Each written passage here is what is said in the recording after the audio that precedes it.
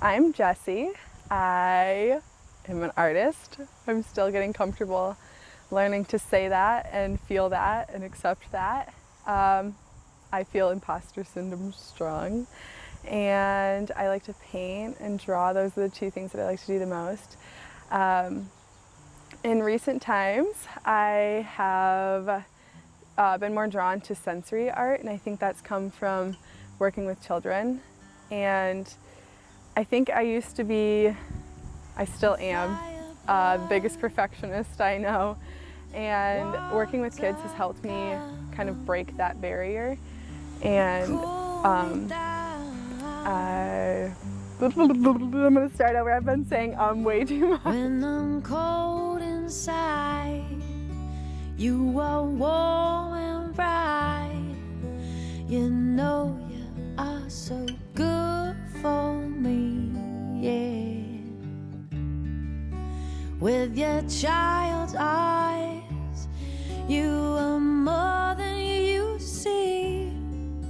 You see into space. I see in your face the places you've been, the things you have learned. They sit with you so beautifully, yeah. You love, there's no need to hide away. You know I tell the truth. So sensory-based art is, like I said, very process-based. And sensory-based art, you can be painting with your hands, painting with unusual materials. It's about like activating different sensations other than just like making a final product. So you're like really getting into the process and using different textures, using unusual things to paint, like fruit or foods or string or just anything you can find. I love using like materials from nature, like flowers or leaves or sticks, just like twining things together. And it's really good for children with autism or children that do have like sensory issues, because you get that sensory and stimulatory experience while still being able to make art. So that's basically like what sensory-based art is. Focuses on the process of it versus the final product. I was so focused on making the best possible piece that I could make, or, you know, having something to show off to people, or like, I think it was deep down to like validate myself as an artist, to get validation from others. But once I started to work with kids and just watch the pure joy and excitement of exploring and creating different things and enjoying using these new materials in different ways, I learned to appreciate the process so much more, and that's so much more important, to go through that experience and to have that process versus being so worried about the final product. You get a more beautiful piece and a more meaningful piece when you enjoy the process and explore through that and are mindful through that process, versus just trying to be the most perfect, like the most perfect drawing you've ever seen and the most perfect painting you've ever seen. And it's just so much more enjoyable to enjoy the process. This like reminds me, this is like a little piece of being in Europe. Like that's what it reminds me. The architecture was so beautiful there. I love to travel. That's like, that keeps me sane. Like traveling keeps me sane for sure. Like you just go and meet people and you stay up till 6:30 in the morning in some weird bar in Spain with the people that you met at a hostel, and it's just such a liberating experience. I don't even know. I've done some crazy stuff, but I think people in America are workaholics. We're all workaholics. I'm a workaholic, and I have to remind myself to not be that way. I get so stressed out and overwhelmed when I have just too much work. I can't do it, and I have to go travel and see new things, and I learn so much when I do that from other people and just other cultures, and appreciating it in a way that's, I don't know, life is just different other places and slowed down, and I think we often forget to like take a break and when people in America go on vacations, we're working still on our vacations, we're checking our emails, we're doing all this stuff, and we're not even mindful of what's around us. And my phone got fucking stolen when I was in Spain the second day I was there, and I was like so sad. It's just as everyone would be, because you know, you want to take pictures, you want to share them on Instagram, you want to do all this stuff. And honestly, it was the best thing that's ever happened to me. Like, obviously that sucked money-wise, but it allowed me to just be mindful and be present with my partner and with myself and with my surroundings. And it was one of the best trips I've ever gone on, and I'm so glad I didn't have my phone to like put a shield and a barrier between myself and what was actually around me. So it was great. It was great. Lots of cool art there. I don't know, I always just like try and make traveling a priority in my life. It's easy to just never do it and to say it's too expensive and stuff, but there's ways around that. When we went to Iceland, we drove our car around the whole like southern part of the country, and I literally ate cans of tuna and like nuts the whole week, and it sucked, and I felt like I was like literally surviving in the wild, but I will never forget that, and it was so much fun, and the people we met were wild, and there's waterfalls everywhere you go, and it's just crazy.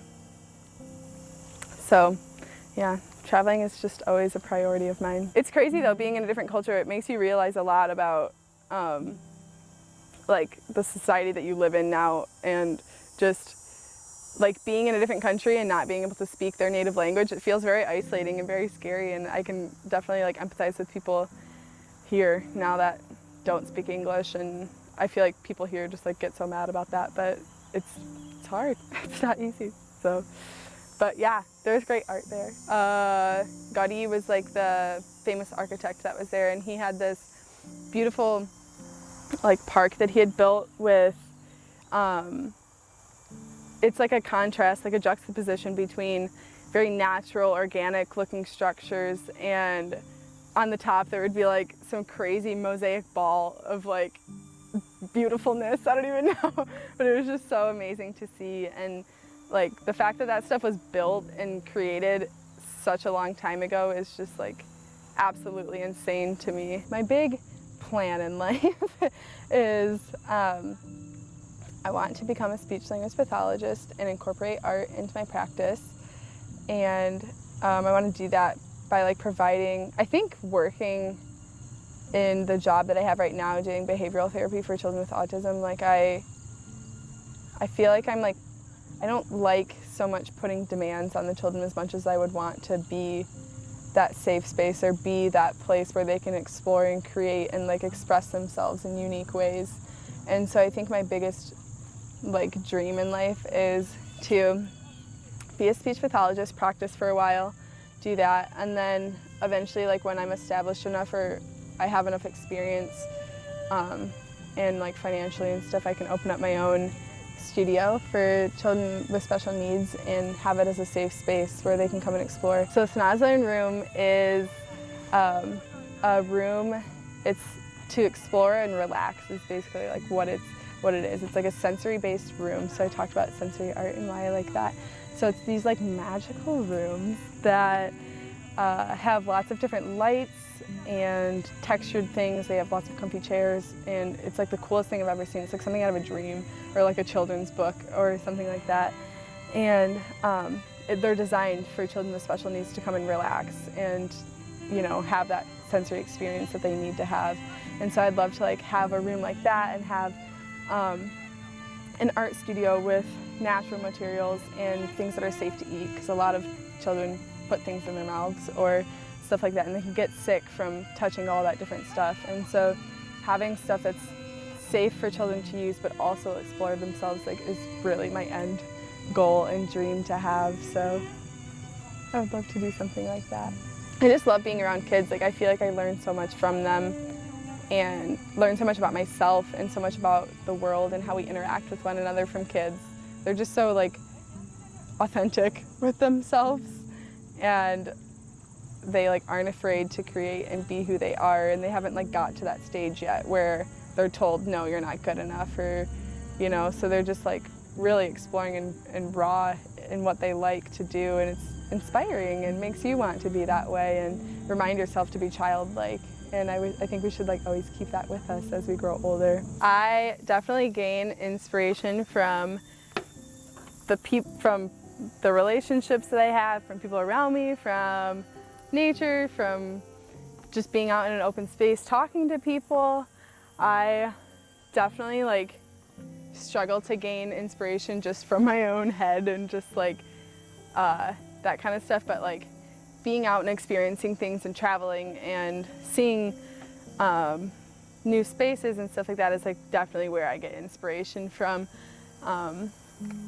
I always have like a little notebook that I carry around with me, and I just like tend to just, like have colored pencils with me, and I'll draw, they're like watercolor pencils, and I'll draw like the colors that I see, or just like a quick contour of what I see, or a blind contour, and just like enjoy what I'm seeing and be mindful of that. And I think that that helps me be mindful with that as well, of like my surroundings, is like drawing what I see and stuff. So I definitely gain inspiration from everything around me versus like closing the door and like being by myself.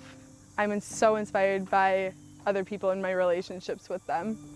Like I feel like I adapt to my surroundings and like the people around me and how I act and stuff. And sometimes I think I struggle with finding who I actually am and letting that shine through in my art, or if I'm just presenting, you know, who I want to be. But I think I've gotten better at that and just exploring and letting go of the expectations and just allowing myself to create and use the colors that I like and make marks that are interesting to me. And I think being comfortable with myself shows through in my art, and using myself as my own model allows me to explore my insecurities of my body or just myself as a person, and kind of lets that show in a very raw way. So many of my friends are so creative. Yeah, Jake I hope, Towheads. Sav, his girlfriend, Savvy Sav, Stone Cold Sav, she makes her own clothes, she makes her own earrings, she's doing nails now, and her sister does nails, Jolie. Stephanie Young, gotta love her. She's creative and is like loves to style clothes, and her fashion is just like unmatched. She's the queen. And Ariana Calais, she is my best friend. Love her. She's so creative. She went to school for like accounting, but she created this whole music festival and expresses herself in so many different ways, and she's just inspiring to me. Shout out to Mom and Dad, always supporting me. Shout out to Mom and Dad. Oh my God, I don't even know. Leo James Willer, he's in Russia. Shout out to him. Shout out to Stacy. Shout out to everyone. Every creative person in my life. I love you all.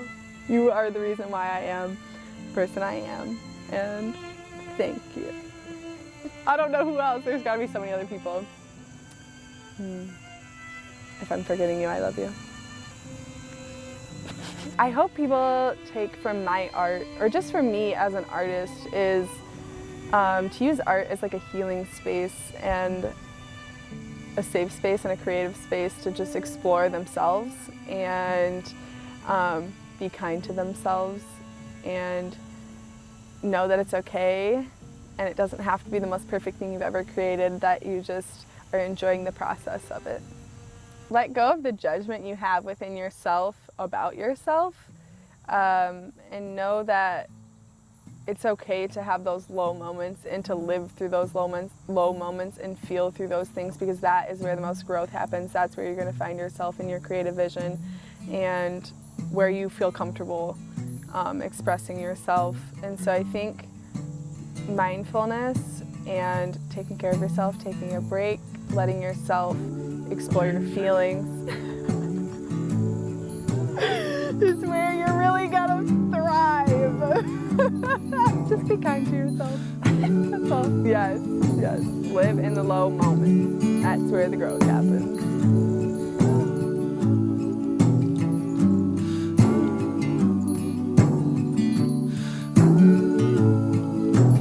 Please remember me. I believe by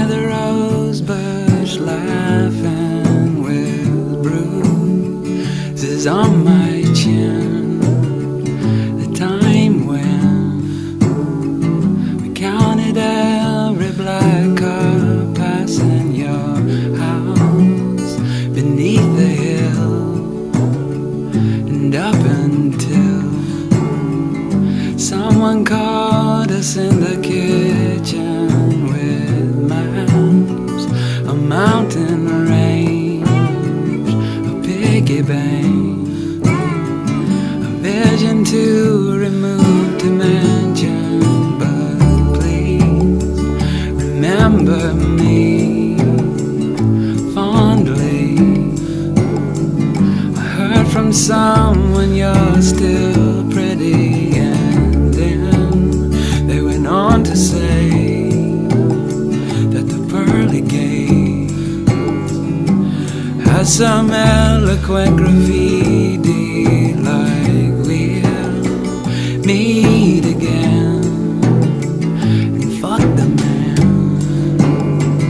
and tell my mother not to worry, and angels with the great handshakes, but always done in such a hurry.